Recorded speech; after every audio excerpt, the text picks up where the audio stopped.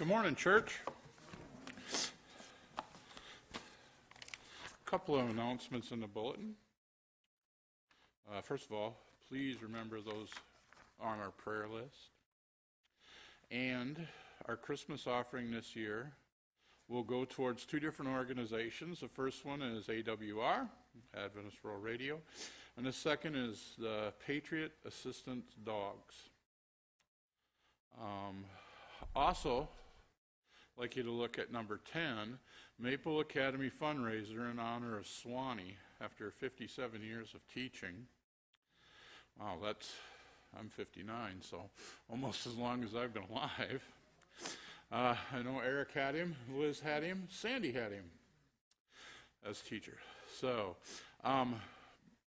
it says they're trying to raise $57, but I don't think that's, donating $57 to raise $57,000. So remember that. I'd like to give you all a very warm welcome because it was kind of chilly this morning. I think the van finally got sort of defrosted by the time we got here, and I had it running for a while before we left. Let's open with a word of prayer. Dear Heavenly Father, thank you so much for watching over us this week. It was an interesting week, but again, we know that your hand was holding on to our hands and getting us through it, even though there was some stressful times. So Lord, here we are on your day of rest, and we can stop and we can study about you and see what Sabbath is all about. See what your word is all about. Thank you, Lord. In Christ's name we pray, amen.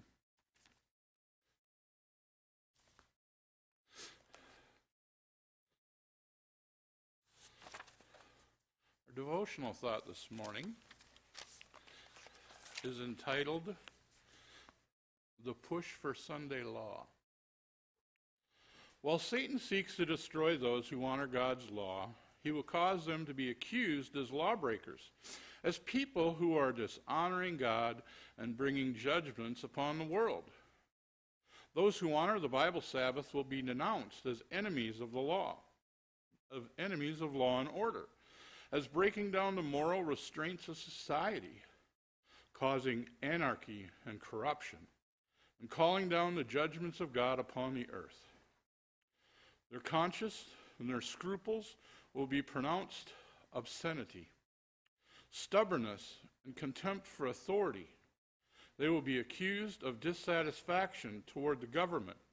Ministers who deny the obligation of the divine law will present from the pulpit the duty of yielding obedience to civil authorities as ordained of God.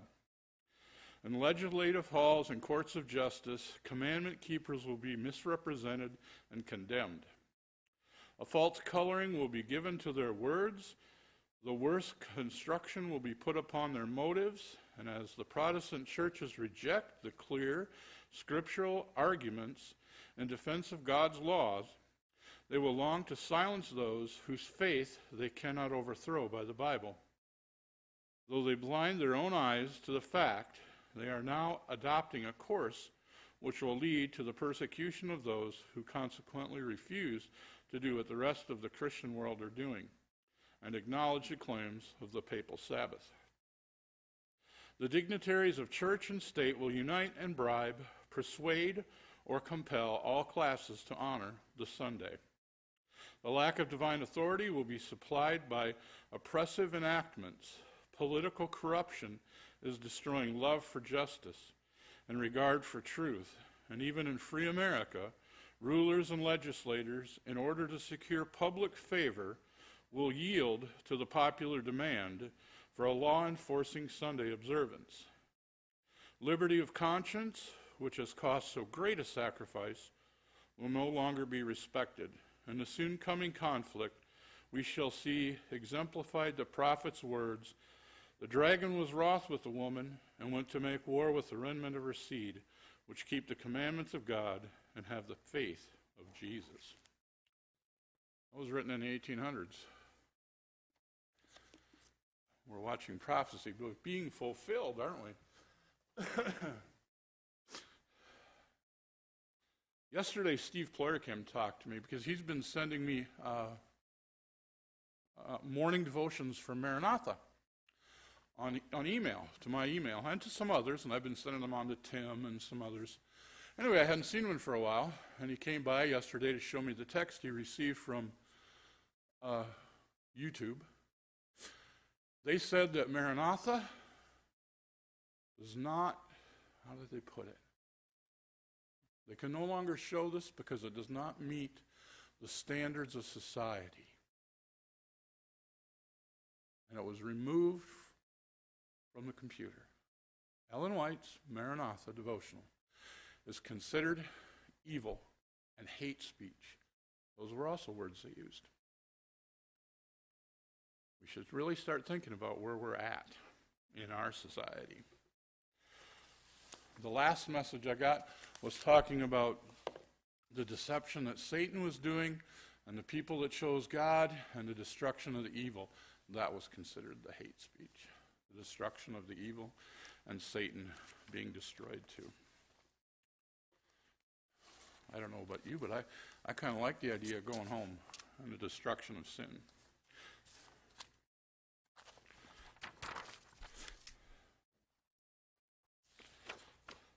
So, our study today is on the Sabbath.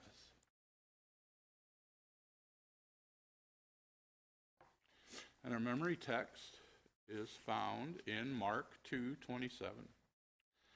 And he said to them, "The Sabbath was made for man, and not man for the Sabbath. Therefore, the Son of Man is also Lord of the Sabbath."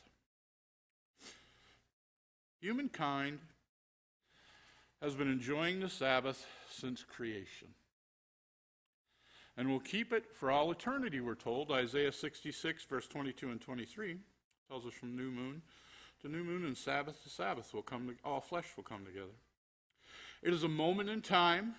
It's a milestone in the path that reminds us where we come from, where we are, and where we're going to. So let's start with Sunday's lesson, and hopefully we'll gain some great blessings and insight to the Sabbath, how it pertained in the Old Testament and the New Testament, because it was viewed differently in a way. We're going to look at that.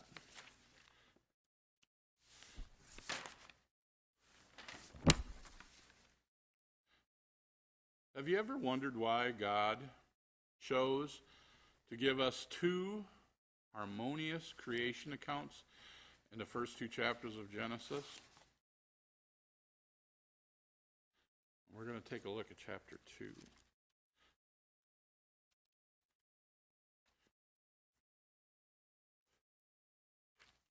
Genesis chapter 2, verse 1 through 3. Thus the heavens and the earth were complete in all their vast array. By the seventh day God had finished the work he had been doing, so on the seventh day he rested from all his work. And God blessed the seventh day and made it holy, because on it he had rested from all the work of creating that he had done. So, if you were to pick the most important element of Sabbath from these three verses, what would they be?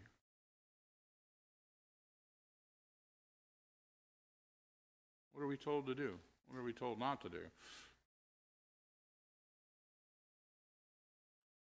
What's the most important thing you see in this command?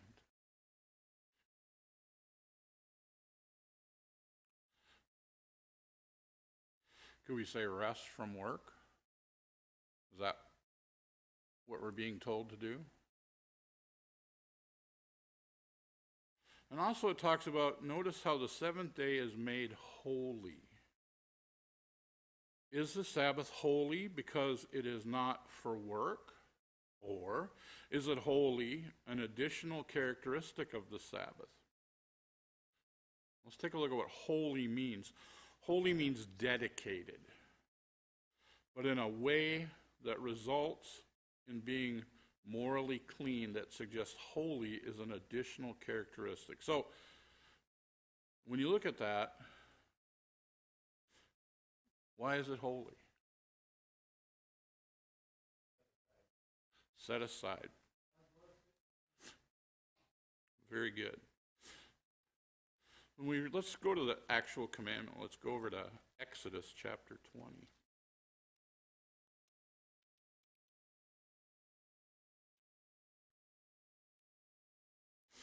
And let's just first read verses 8 through 10.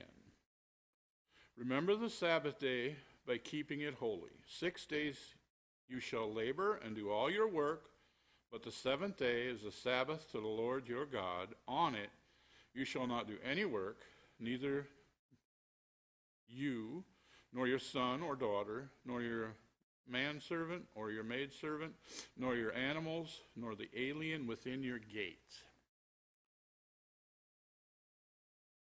What point does the word remember mean? What do you think? I mean, I know what I was taught in Revelation seminars. You know, it's like, well, is this a commandment we're going to forget? But I think there's more to that. What do you think the word remember means? What was that? So I like that. That's going where I want to go. It is very intentional, yep. Don't forget. I think when we started in Genesis, I think, you know, one, it's a command, right? It's one of the commandments, and that commandment is going way back to Genesis. So God's going, remember, this has to do with creation. This is my seal. This is my sign. I'm worthy of worship because I created you. I created everything. So that word remember has a lot of different meanings. When you look at these verses, though, what appears to be the most important element of the Sabbath? What's the most important thing you see in those two verses? What are they telling us? Telling us to not do something. Work. Why would this apply to animals who are unable to worship?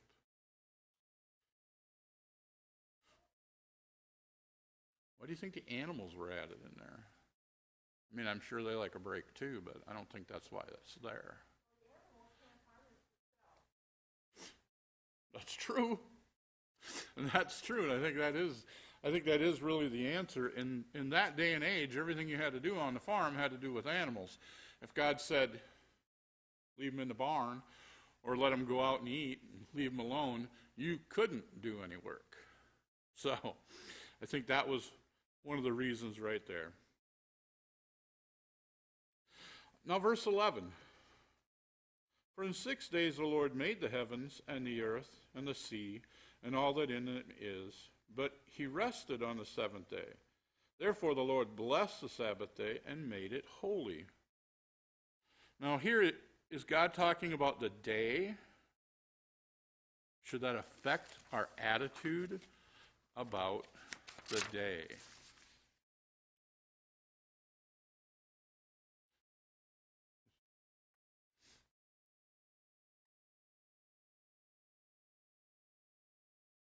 What do you think?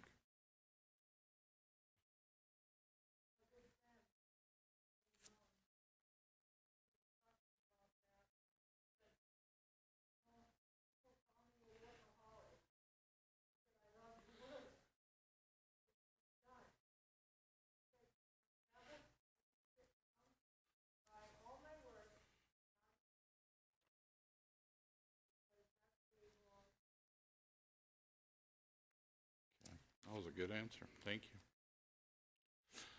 Let's go to Isaiah 58. I know that's a couple days skipping ahead, but I want to go to Isaiah chapter 58 right now. So let's go to Isaiah 58.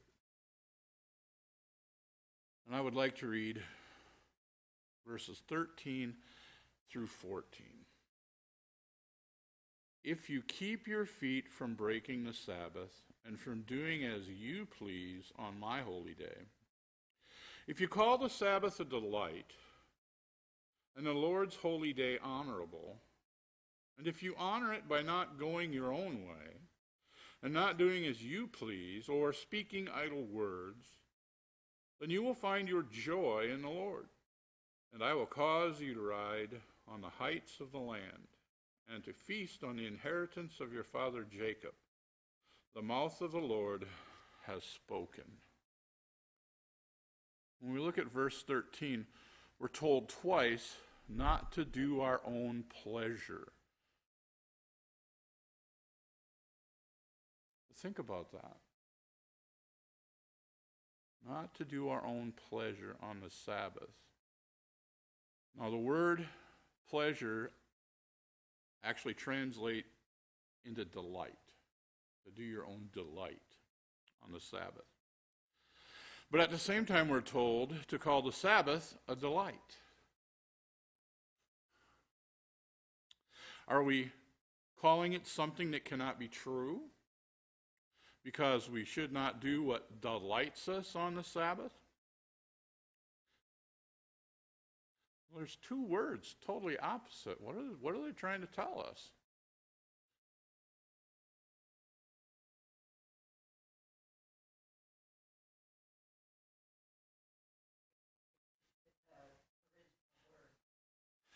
Okay.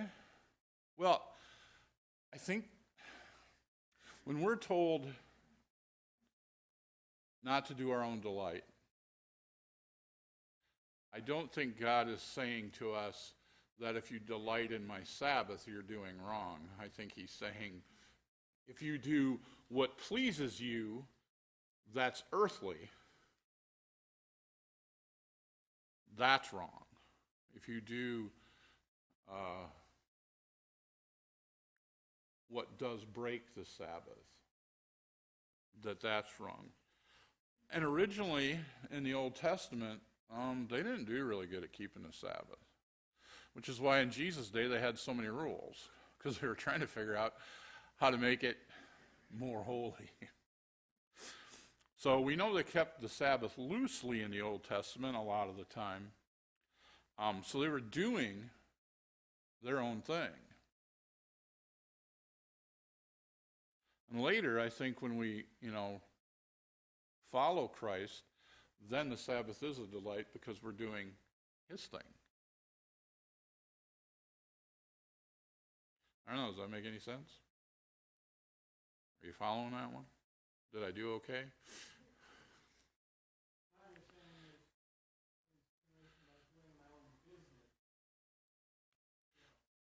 Right.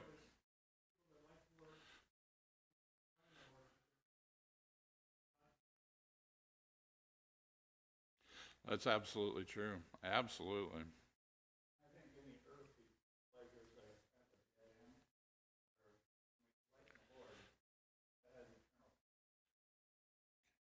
Very good. So, the only logical conclusion I can come to is that these are two different kinds of delight. One that's appropriate for Sabbath and one that's not. The texts that we previously studied seem focused on refraining from work. Is it work-related delight that is being targeted here?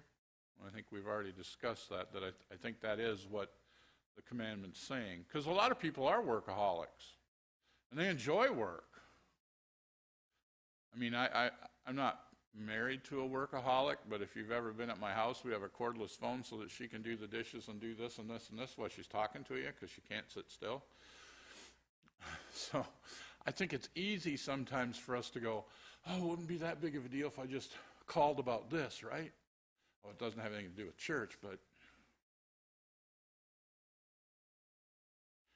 And the text we just studied also focuses on the holy nature of the Sabbath. Is that a guide to sorting out delights? It gives us a guide, doesn't it, of things that are pleasant? That if the delight promotes us or humans, it is not appropriate. If it like work. But if it promotes God, It is good, right? Mercy. I heard Doug Batcher talking about, some people would say, we could take the kids out and rake somebody's lawn on Sabbath, but you could actually do that on different days.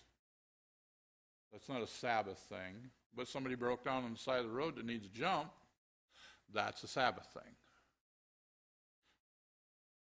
I think that makes sense and should be able to put it in perspective for us. Take a look at verse 14 again. We see the word delight again. Does this help us to better understand verse 13 by saying that this delight is in the Lord? Does this clearly separate delighting in God and delighting in us?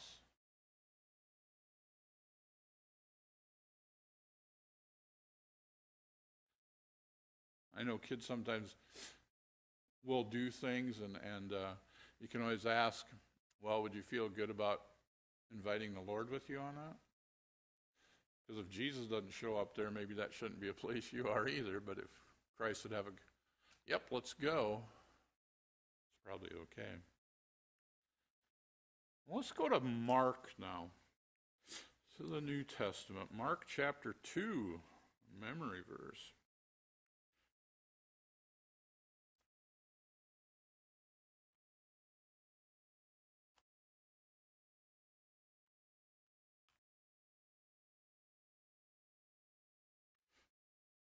Mark chapter 2, verse 27. There's Christ speaking. Then he said to them, the Sabbath was made for man, not man for the Sabbath. So the Son of Man is Lord even of the Sabbath.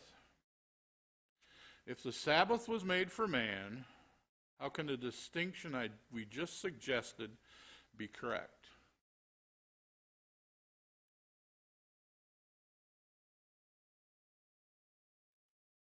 We're being told that we're not created to promote the Sabbath, but that the Sabbath was created to promote our welfare. So, has Jesus reversed the Sabbath rule? Well, totally different. This was a new idea to the Pharisees and Sadducees. Is delight in what we want to do now the goal? Is that what Christ is saying?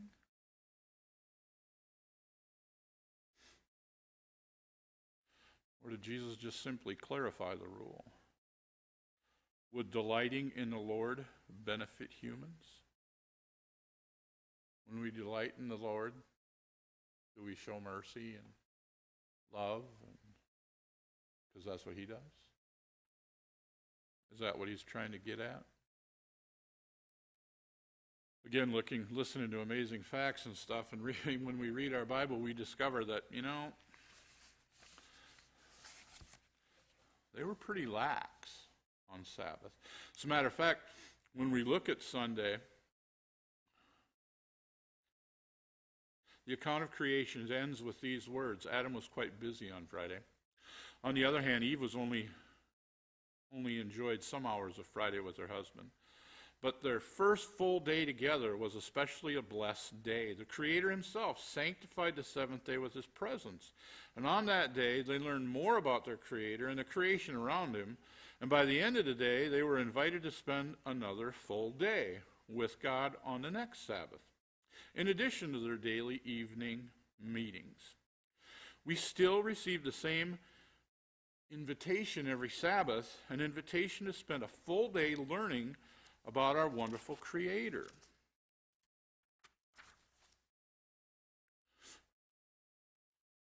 But we remember in Exodus 16, verse 29, which is our next one, see, for the Lord has given you the Sabbath, therefore he gives you on the sixth day bread for 2 days. Let every man remain in his place, and let no man go out of his place.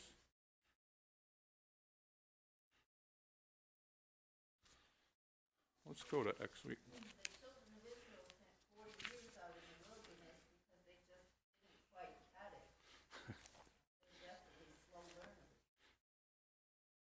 God has created this special thing for us. Yeah. To spend with him. But let's go back to Exodus. Let's go to chapter 16.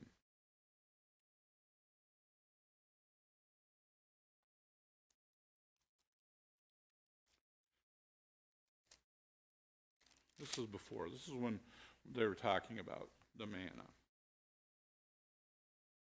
Well, the whole story goes, when the dew was gone, thin flakes like frost on the ground appeared on the desert floor. And when the Israelites saw it, they said to each other, "What is it?" For they did not know what it was. And Moses said to them, "It is the bread the Lord has given you to eat. This is what the Lord has commanded. Each one is to gather as much as he needs. Take an omer for each person you have in your tent." The Israelites did as they were told. Some gathered much, some little. And when they measured it by the omer, he who gathered much did not have too much, and he who gathered little did not have too little. Each one gathered as much as they needed. Then Moses said to them, "No one is to keep any of it until morning." However, some of them paid no attention to Moses, and they kept part of it until morning. But it was full of maggots, and it began to smell. So Moses was angry with them, and each morning everyone gathered as much as he needed. And when the sun grew hot, it melted away. On the 6th day, they gathered twice as much, 2 omers for each person. And the leaders of the community came and reported this to Moses. He said to them, "This is what the Lord commanded. Tomorrow is to be a day of rest, a holy Sabbath to the Lord. So bake what you want to bake, and boil what you want to boil.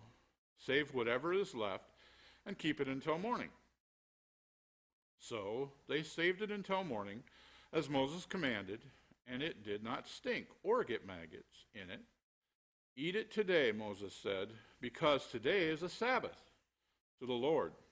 You will not find any of it on the ground today. 6 days you are to gather it, but on the 7th day, the Sabbath, there will not be any." Nevertheless, some of the people went out on the 7th day to gather it, but they found none. And then the Lord said to Moses, "How long will you refuse to keep my commands and my instructions? Be in mind that the Lord has given you the Sabbath. That is why on the 6th day he gives you bread for 2 days. Everyone is to stay where he is on the 7th day. No one is to go out." So 27 through 29 we just read. The context is the manna God sent to feed his people. If you were observing this situation, what would you conclude God is trying to teach his people? What was that? Sabbath is important. His Sabbath commandment means we should not work for food on the Sabbath, because that's what they were doing. They were going out to gather. Look at verse 29, which says, "Remain each of you in his place." What's he saying? There's a commentary out there, Albert Barnes' commentary. This is, sometimes maybe you got to be careful about commentaries. It says here, it literally means under himself. The word picture is oriental, of a man sitting with his legs under himself. So do you think God had in mind something like home arrest? Were these people supposed to stay in their tent and not go anywhere? Because that's what that kind of implies. Is that? And we notice that Jesus didn't remain in his house on the Sabbath. Thus, the sense of this is it to relax in your home? Don't go out. Don't work for food.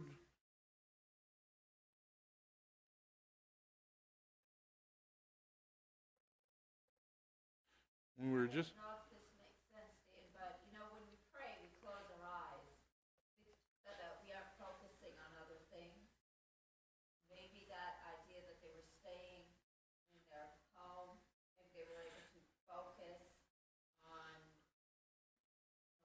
Jesus on the Sabbath, rather than you get out in just driving downtown. If you drive down Washington Avenue on the way home,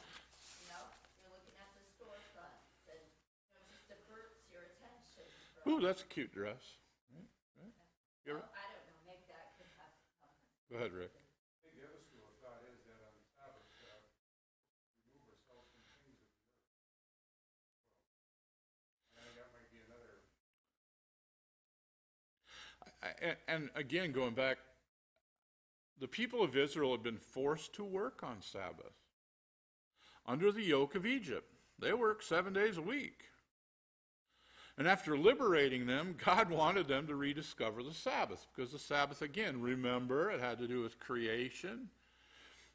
And he wanted them to rediscover who he is, how much he loves them, and how he had plans for them. So like Doug was talking about earlier, they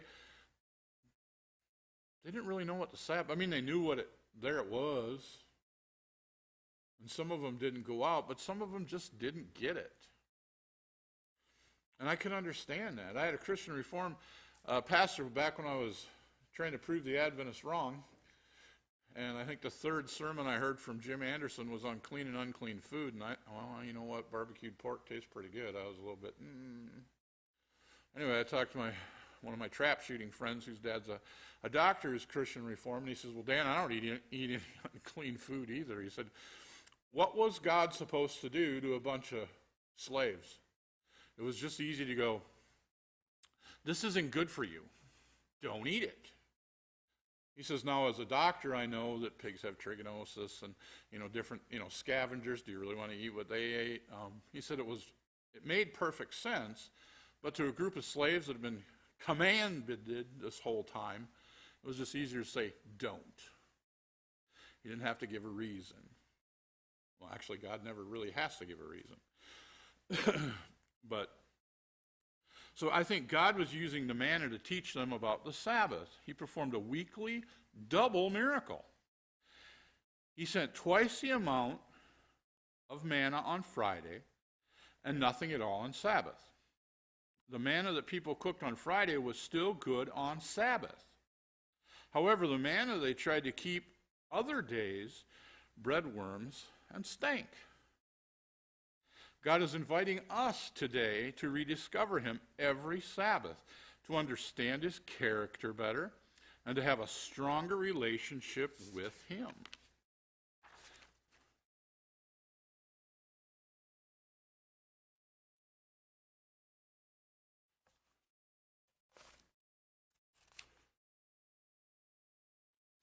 That brings us to a time for learning priorities, or how to prioritize. I have a hard time with that one. In the body shop, I used to have to sit down and write down on each car what I had to have done before I could go home. If I got it done, maybe I could go home at 4, and if I didn't get it done, I might be there till 10 o'clock at night, but I had to get it done. I had to prioritize.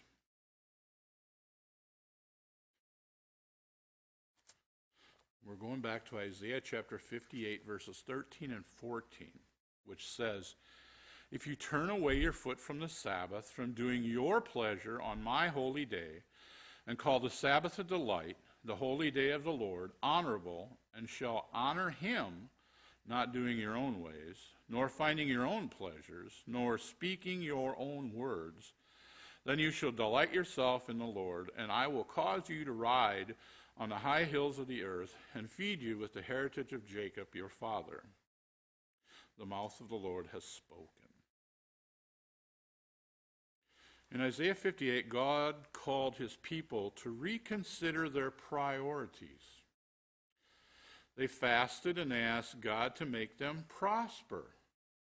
But they were also exploiting their workers and oppressing the defenseless in verses 1 through 5. God explained that the right approach is the opposite. We should take care of others and help those in need first, and then we will prosper.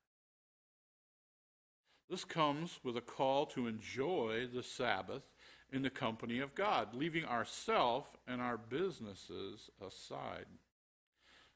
The Sabbath helps us to put God first and to give everything else in right priority. Does that make sense? I mean, it used to kind of bug me because there was stuff that would be done at the body shop. I was like, I told them I'd have that car done by Monday. I don't really want to go miss the Vikings game. I'll have to go and work on Sunday then. I used to think that way, and then after a while it was, I didn't get the house cleaned up. It just doesn't feel right. I remember, I think it was Dr. Christensen talked about how they would get home on Friday. They'd have to leave the farm work alone, and each boy would polish his shoes and then set them outside his door, so his shoes are sitting there ready to go for Sabbath, and it was so neat to be in order and ready to worship Sabbath. I think as people, we do have a very hard time setting what we want to do aside. I had a hard time last night. Rick did a terrible thing to me. He brought me a little model tank on Wednesday. And I've already painted it and found a machine gun for the top and hatches to put on it, and I did all that done, and it was sitting on my desk last night when I was downstairs, and it was sundown, and I was like, I could just reattach that track, right? I mean, I hate to see it just sitting there, right? Well, it's a dumb model. You can leave it. It's Sabbath. Leave it alone. But sometimes something we like, or that delight, can get in the way. And we think, is that really all that bad? Well, it kind of is, isn't it? Doesn't that become an idol? That little tank sort of became an idol. I want to go work on that. Instead of, I should work in Sabbath school, or I should read my study, or there's so many things I could be doing to get to know the Lord better. And I don't think building a little tank model will get me to know the Lord better.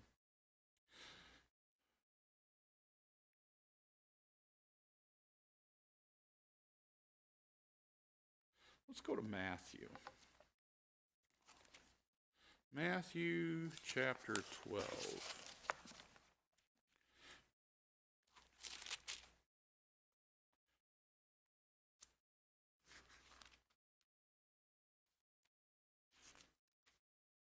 Matthew chapter 12. Let's take a look at verse 7.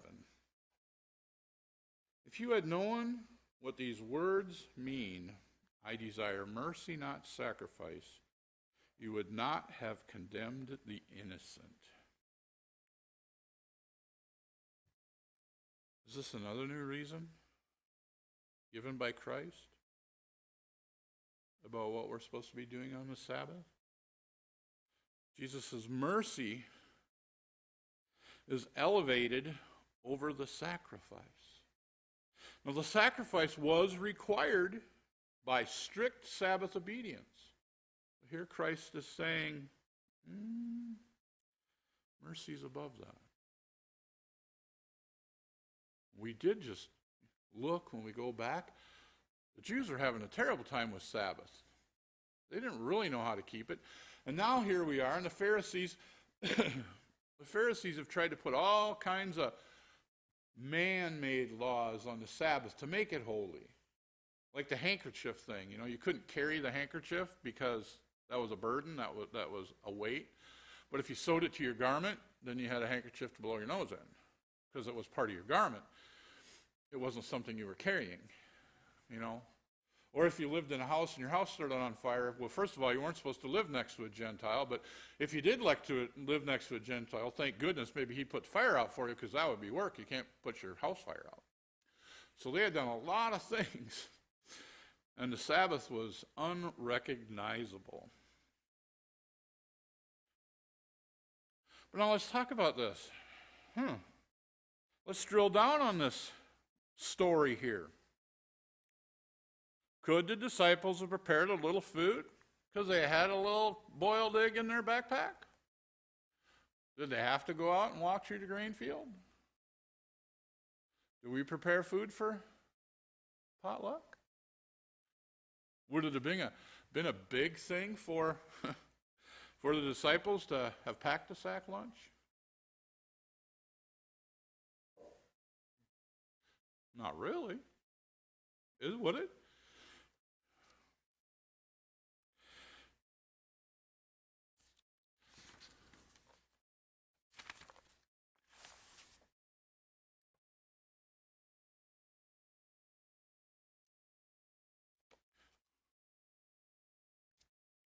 What do you think?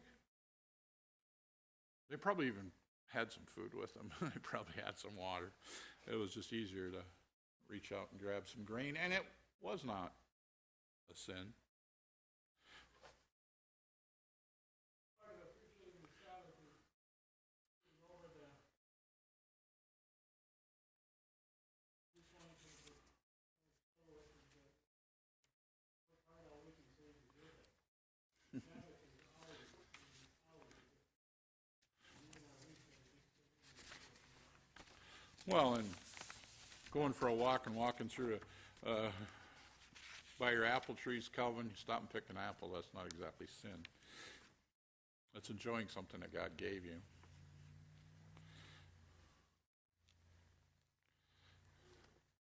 Yeah.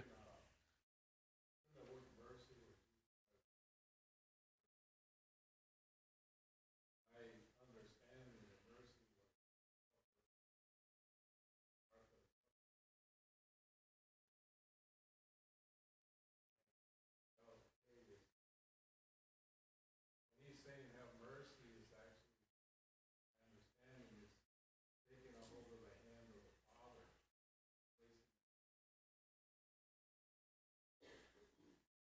I guess I could see that. Mark 2:27 and 28, Christ says, he said to them, the Sabbath was made for man and not man for the Sabbath. Therefore the Son of Man is also Lord of the Sabbath. The law was read and interpreted every Sabbath in the synagogue. They wanted to understand the will of God better because they knew in past they'd been lax.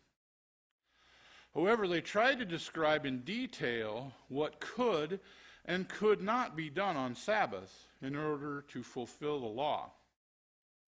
This way, they turned the Sabbath into a burden. Do we do the same thing? We've never done that, have we? Jesus used his actions and his words to remind them of the true purpose of the Sabbath. It was made to become a blessing for us and for those around us. We are encouraged to meet the Lord of the Sabbath more intimately on the Sabbath. Our obedience should be the result of our gratitude for all he has done for us.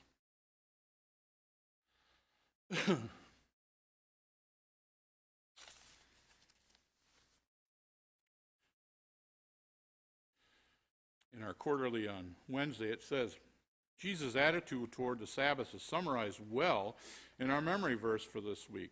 And he said to them, the Sabbath was made for man and not man for the Sabbath. Therefore the Son of Man is also Lord of the Sabbath. He wanted to emphasize that the Sabbath should not be a burden. It was made or created as a unique opportunity for people to learn of the character of God who made the Sabbath and to learn by values in his creation. So when you look at a day to come apart from the world and worldly things and spend your time with the Lord, that's a pretty big blessing.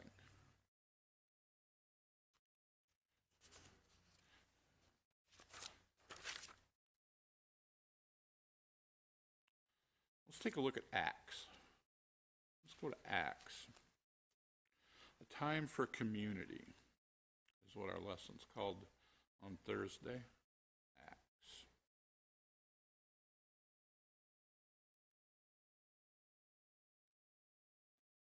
I want to start with Acts 13.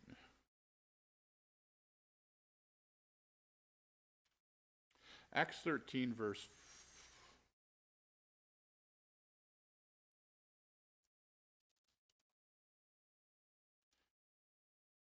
They have us going through 14 through 45, but I'm not going to do that. I'm just going to read verse 42. As Paul and Barnabas were leaving the synagogue, the people invited them to speak further about these things on the next Sabbath.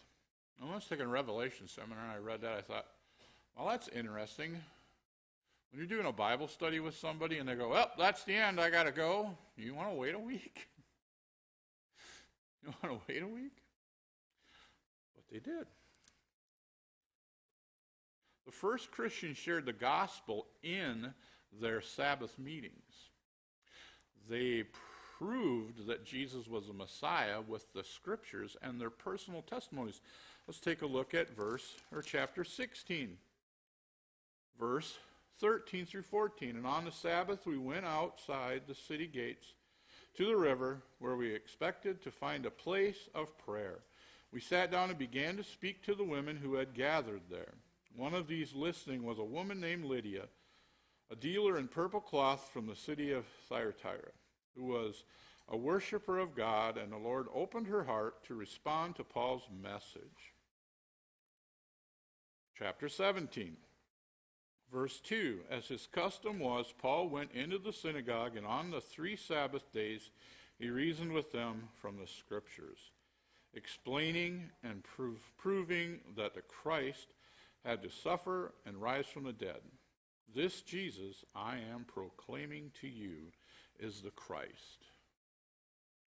We have an opportunity to share what we know about the scriptures and Jesus during Bible studies in our Sabbath school classes. Besides the fundamental truths of our faith, we can also be sharing during public biblical preaching on the Sabbath. But I have a question for you before it's time to close here.